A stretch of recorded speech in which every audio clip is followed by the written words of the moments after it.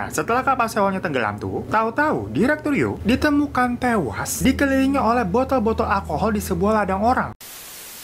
Hai everything, thank you udah klik video ini dan selamat datang di Mr. Things. Apa kabar dunia? Sudah gila!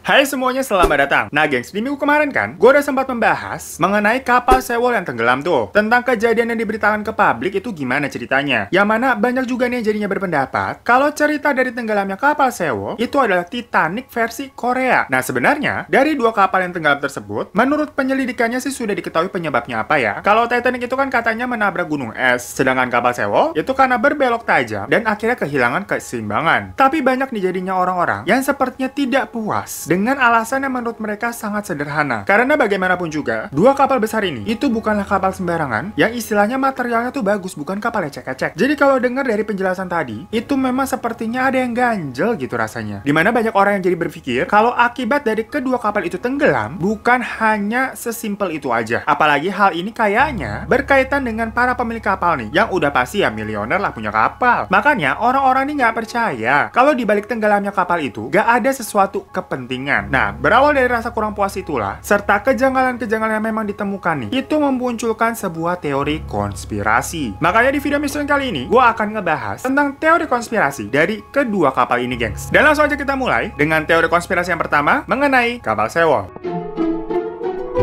Kalau kalian nonton video gue yang kemarin, yang mengenai tenggelamnya kapal sewol, pasti kalian udah banyak yang merasa banyak banget kejanggalan yang terjadi di situ. By the way, jadi ini yang belum nonton maksudnya, mendingan nonton yang ini dulu, biar tahu kronologi beritanya tuh gimana dan nggak miskom. Nah, kejanggalan yang pertama adalah dari para kru kapalnya sendiri, gengs. Jadi, dari awal, saat kapalnya memang sudah kehilangan keseimbangan tuh, para kru kapal ini justru malah tidak bergegas untuk ngasih tahu instruksi penyelamatan kepada para penumpangnya. Selain itu, menurut catatan juga, kapal sewol baru memberikan tanda bahaya ke mercusuar setelah kapal mulai tenggelam. Ya maksudnya masa iya ini kalah sama penumpang anak SMA yang ada di sana, dimana ada satu orang nih yang udah bisa langsung telepon ke pemadam kebakaran 3 menit setelah kapalnya oleng. Kejadian ini menimbulkan banyak pertanyaan di masyarakat. Selama setengah jam itu, ini para ABK dan kapten kapal pada ngapain aja? Yang mana kan maksudnya mereka seharusnya lebih terlatih ya, dan sigap dengan hal-hal seperti ini ketimbang para penumpangnya tuh anak SMA yang sebenarnya nggak tahu apa-apa. Masa ia perihal sesepele minta bantuan karena kapalnya udah oleng, udah mau tenggelam, itu pakai nunggu setengah jam dulu kan konyol. By the way, setengah jam itu lama loh, gengs. Karena jangankan 30 menit nih, tiap detiknya itu merupakan saat-saat berharga yang menentukan nyawa manusia dalam keadaan seperti ini. Dan dari kejadian itu pun, banyak orang yang menyangka jangan-jangan tenggelamnya kapal itu emang disengaja. Soalnya nggak cuma itu aja. Sang kapten nih dan para awak kapal sebenarnya di awal pasti udah tahu dong kalau kapal ini tuh pasti akan tenggelam. Namun ya itu, kenapa sih baru setengah jam kemudian mereka memberikan aba-aba kepada para penumpang? Udah gitu, aba-abanya justru malah menyesatkan yang membuat banyak banget yang tewas. Dimana memang para awak kapalnya tuh meminta untuk para penumpang mengenakan pelampung mereka, tetapi mereka tidak diperbolehkan atau disarankan berada di kabin mereka masing-masing aja. Di sisi lain, seharusnya nih para ABK sebenarnya kan sudah mengetahui ya bahwa kalau berada di dalam kabin tuh sangatlah tidak aman. Karena kan ini pastinya udah jadi standar keamanan gitu maksudnya. Waktu pelatihan tentang prosedur keselamatan gitu, masa iya nggak ada diajarin tentang hal seperti ini? Logikanya juga ya, kalau memang nih para ABK-nya beranggapan berada di dalam kabin itu lebih aman, pastinya para ABK tuh harusnya juga tetap stay di dalam kapal dong. Bukannya malah terjun ke laut, ninggalin para penumpangnya di dalam kabin. Tapi kan kenyataannya, setelah memberikan aba-aba tersebut, penumpangnya ini disuruh di dalam kabin aja, lah itu para ABK-nya termasuk kapten, justru malah terjun ke laut untuk menyelamatkan diri mereka sendiri aja. Sementara, selama kapal itu perlahan-lahan mulai tenggelam, sebenarnya sih hanya butuh 6 menit katanya untuk mengevakuasi para penumpang biar keluar dan bisa terjun ke laut. Secara kan tadi para penumpangnya udah pakai pelampung tuh. Jadi ya nggak mungkin tenggelam juga, walaupun mereka misalkan nggak bisa berenang. Dan di sisi lain, gak cuma ada kejanggalan dari para kru kapalnya doang, tetapi dari para regu penyelamat yang datang itu juga banyak hal aneh terjadi, gengs. Jadi tim evakuasi kan tuh datang, tapi para tim ini nih cuman keliling-keliling doang, tanpa ngebantu secara langsung korban-korban yang masih ada di dalam kapal. Dan itu lama banget, gengs, muter-muternya. Ya maksudnya tahu sih, mungkin ini memantau keadaan ya, tapi banyak nih orang yang melihat proses tersebut tuh lama banget, alias nggak gercep, yuk ngapain muter-muter mulu. Jadi ibaratnya nih kayak orang-orang di sini, ya misalkan ada kebakaran tuh bukan nolongin, tapi cuma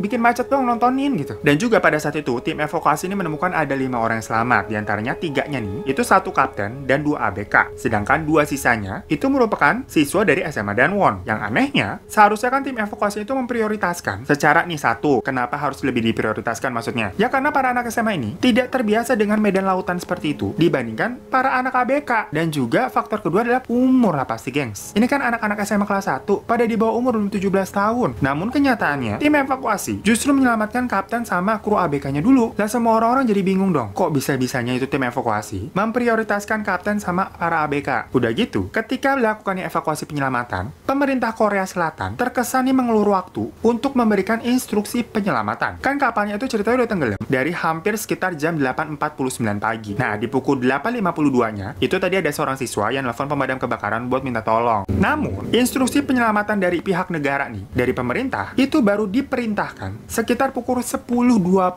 siang, gengs. Jadi, buset itu delaynya lama banget. Selain itu ternyata, pemerintah Korea sempat nih menolak bantuan dari kapal perang Amerika Serikat yang kebetulan berada di dekat peristiwa kapal Sewol tenggelam. Maksudnya yalah ini ada kapal, walaupun kapal asing. Tapi posisinya ini paling dekat, yang paling bisa cepat bantuin gitu. Tapi kenapa ditolak? Ditambah lagi, ternyata memang kapal Sewol nih, itu telah diberi muatan sebesar 400 ton baja, yang pastinya itu dapat mempercepat tenggelamnya kapal lah. Soalnya memang di situ ada praktek penyelundupan alat-alat berat untuk sebuah proyek gitulah. Makanya kalian yang belum nonton video ini, nonton dulu biar gak miskom nih. Yang jelas, kalau misalkan semuanya tadi tuh hanya kebetulan lah, kok kebetulannya tuh berentetan banyak banget. Oleh karena itu, muncullah teori konspirasi yang menyatakan bahwa tenggelamnya kapal Sewol itu merupakan sebuah insiden yang disengaja. Banyak nih jadinya orang-orang yang habis itu mencari tahu latar belakang si kapal ini, yang mana mungkin bisa memperkuat dugaan mereka untuk membuat semuanya masuk logika. Ternyata memang kapal Sewol itu dimiliki oleh sebuah perusahaan bernama Chon Hae-jin Marine. Nah, diketahui perusahaan itu dimiliki oleh seorang bilioner bernama Yo Byung-eun. Nah, Direktur Yo ini ternyata memang dikenal sebagai seorang mafia bisnis, tokoh agama, dan juga bisa dikatakan ya tokoh publik lah, kayak artis gitulah. Dimana kalau di Korea itu ya dia semacam udah old money memang. Nah, setelah kapal Sewolnya tenggelam tuh, tahu-tahu Direktur Yo ditemukan tewas dikelilingi oleh botol-botol alkohol di sebuah ladang orang. Dan tim forensik itu katanya baru bisa mengidentifikasi kalau ternyata itu adalah mayatnya Direktur Yo baru 6 minggu setelahnya, gengs. Nah, kalian mikir nggak nih, ada yang aneh nggak? Yang pertama,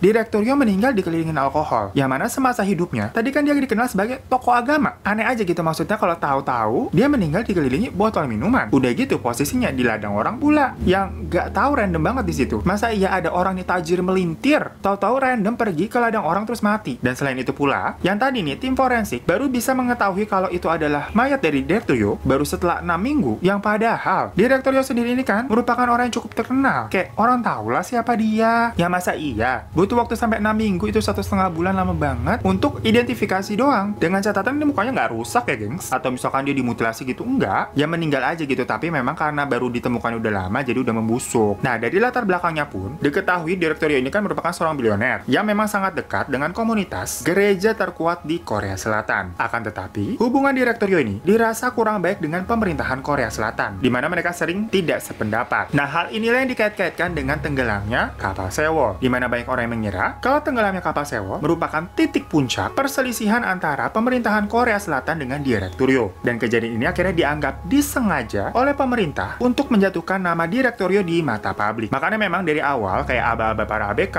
muatan dalam kapal yang berlebihan, sampai tim evakuasi, menurut pandangan penganut teori konspirasi, semuanya tuh memang sudah disabotase dari awal nih sama pemerintahan Korea. Ya memang secara otomatis tenggelamnya kapal Sewol, menurut teori konspirasinya lagi ya, itu merupakan pembantaian massal yang memang sudah direncanakan. Direktur Yo merupakan pengusaha yang memang duitnya banyak banget, terus dia juga aktif di gereja, yang pastinya secara otomatis dia ini merupakan salah satu orang yang memiliki pengaruh kuat di masyarakat. Akan tetapi dia ini sering bertentangan dengan pemerintah tadi tuh. Karena hal itu, Direktur Yo ini dianggap sebagai sebuah ancaman. Makanya dibuatlah rencana untuk menjatuhkan nama Direktur Yo di mata masyarakat. Salah satunya adalah dengan cara menenggelamkan kapal Sewol yang memang dipunyai oleh si Direktur Yo dengan menewaskan banyak korban. Dan hal yang lebih mengejutkan lagi, teori ini juga berpendapat bahwa dalam memilih korbannya, pemerintah itu memang sengaja memilih anak-anak di bawah umur untuk dijadikan tumbal agar kebencian masyarakat nih terhadap Direktur Yo semakin tinggi, gengs. Serem banget ya teori konspirasinya ya. Makanya ketika Direktur Yo ini benar-benar telah lenyap di tahun 2004, saat itu tuh masyarakat gak terlalu geger banget ataupun kayak bersimpati akan berita tersebut karena sudah menganggap kayak hal itu pantas untuknya. Semacam kayak dianggap karma gitu lah, gengs. Namun lagi-lagi gue ingatkan ya, semua itu adalah teori konspirasi. Jadi jangan terlalu baper.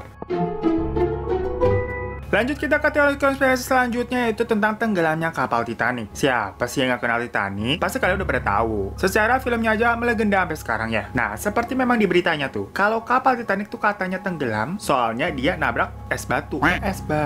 Gunung es. Nah, tapi ternyata banyak banget teori konspirasi yang menyatakan kalau tenggelamnya Titanic itu gak sesimpel itu, gengs. Dan teori konspirasi ini itu nggak cuman dikait-kaitkan dengan kegagalan dari sisi teknisnya aja, tapi juga ini ada dari sudut pandang science fiction, politik, bahkan sampai hal-hal yang berbau horor juga. Pertama, gua akan menceritakan teori konspirasi menurut sisi teknisnya dulu ya. Nah, di sini orang-orang ini menyalahkan desain yang ada pada kapal tersebut, terutama pada 16 pintu kedap air yang digunakan di dalam kapal Titanic. Jadi memang di dalam kapal itu, desainer kapal Titanic memberikan 16 pintu kedap air di bagian bawah kapal. Dulu nih, banyak orang yang percaya bahwa karena pintu tersebut, air yang udah masuk ke dalam kapal nih tidak dapat dibuang ataupun kayak distribusikan secara merata ke seluruh bagian kapal, ya karena ada pintu-pintu yang menahan air. Hal itu menyebabkan satu bagian kapal yang sudah terendam air, tepatnya di bagian depan kapal, menjadi lebih berat daripada bagian lainnya dan mengakibatkan kapal itu miring dan lebih cepat tenggelam. Intinya sih, pintu kedap air ini dinilai memperburuk keadaan karena diperkirakan membuat Titanic lebih cepat tenggelam 30 menit dari semestinya. Akan tetapi, teori konspirasi ini akhirnya dibantah oleh Discovery Channel di tahun 1998. Menurut saluran Discovery Channel, pintu tersebut sebenarnya sama sekali tidak memperburuk keadaan dan justru malah menyeimbangkan kapal. Awalnya kan tadi orang-orang mikir tuh, gara-gara pintu kedap air itu, air jadi nggak bisa mengalir dan distribusikan secara melata ke seluruh kapal kan. Nah, tapi menurut Discovery Channel, air yang udah masuk tuh, itu tuh nggak bisa sama sekali membantu kapal jadi lebih seimbang walaupun distribusikan secara merata. Hal itu disebabkan karena dasar dari pembuatan Titanic itu menggunakan bahan baja, bukan bahan kayu. Yang mana kalau kayu itu masih mungkin, soalnya memang sifat kayu itu kan mengambang. Beda banget sama sifat baja. Nah, teori selanjutnya nih, disinyalir kapal Titanic ini memang sudah punya masalah teknis dari sebelum dia berlayar. Dan teori ini tuh diperoleh dari film dokumenter yang ditayangkan Channel 4 Inggris. Di dalam tayangan itu diperkirakan 3 minggu sebelum kapal berlayar, kapal itu sudah mengalami kerusakan di bagian lambung kapal. Kerusakan itu berupa kebakaran yang membuat kapal menjadi rapuh dan akibatnya gampang hancur meskipun hanya tergores oleh lapisan es. Dan teori ini memang diperkuat dengan adanya bukti-bukti foto berwarna hitam seperti bekas kebakaran di lambung kapal yang memang disiarkan oleh Channel 4 tadi. Nah, tapi kan kalau teori-teori tadi itu masih bisa diterima oleh akal sehat ya, karena memang secara teknis dijelaskan. Nah, selanjutnya nih, ada beberapa teori konspirasi berdasarkan semacam science fiction yang nggak jauh-jauh dari UFO, di mana kapal Titanic diperkirakan tenggelam karena serangan makhluk luar angkasa dong. Menurut tabloid Weekly World News, UFO telah menyerang kapal Titanic dan menembak kapal ini dengan laser sehingga tercipta 3 lubang, yang mana hal itu menjadi penyebab tenggelamnya kapal. Ada juga nih teori konspirasi yang dikait-kaitkan dengan horor mistis, di mana dalam kasus ini melibatkan sebuah kutukan mumi. Jadi pada tahun 1898, ada nih orang Inggris yang mengambil secara tidak legal artefak Mesir yang disebut dengan Unlucky Mummy. Nah, artefak itu dinamakan seperti itu pun karena memang nih orang-orang menganggap siapapun yang memiliki artefak tersebut akan bernasib sial. Nah, setelah mengambil artefak itu, pemiliknya itu ternyata memang menaiki kapal Titanic, yang mana akhirnya tenggelam. Makanya, artefak tadi itu dikait-kaitkan dengan peristiwa tenggelamnya Titanic. Tapi ya iya, masa ini gara-gara satu orang yang kena kutuk, tapi satu kapal jadi sial. Nah, tapi ini yang terakhir, ada konspirasi yang terkenal dan melibatkan kayak semacam politik, di mana ada yang menganggap kalau yang sebenarnya tenggelam itu bukanlah kapal Titanic yang asli, melainkan kapal yang memang mirip bernama kapal Olympic. Jadi sebelumnya, ini ada pengusaha bernama JP Morgan yang mempunyai kapal Olympic tersebut, di mana kapal tersebut itu sebenarnya udah rusak karena sebuah kecelakaan lah. Nah, tetapi pada saat itu si JP Morgan ini tidak mengasuransikan si kapal Olympic, dan akhirnya kapal Olympic itu diperbaiki dan direnovasi sedemikian rupa agar mirip dengan kapal Titanic. Istilahnya kapal Olympic ini tuh berkamuflase menjadi kapal Titanic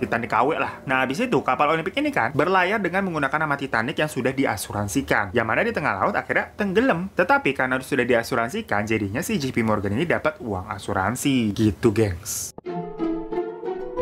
So, itu tadi teori konspirasi mengenai tenggelamnya dua kapal yang memang menggegerkan dunia, gengs. Kalau konspirasi kapal Sewol, itu ceritanya agak serem karena politik dan memang terkesan serius ya. Namun kalau yang Titanic sih, menurut gue agak terlalu random gitu. Tapi ya lagi-lagi namanya juga teori konspirasi. Emang kan kayak suka cocok logi. Yang jelas semoga di kedepannya nih, nggak ada lagi deh kejadian-kejadian kecelakaan yang melibatkan kapal atau kendaraan lain lah. Dan juga pokoknya thank you banget semua yang udah nonton. Klik tombol subscribe di bawah buat kalian yang belum. Kalau kalian udah subscribe, terima kasih banyak kalau support channel ini. Semoga bisa tembus 1 juta ya. Pokoknya terima kasih banyak atas dukungannya, dan jangan lupa juga follow Instagram gue @tirotaderivan. Sampai jumpa di kasus messaging selanjutnya. Dadah.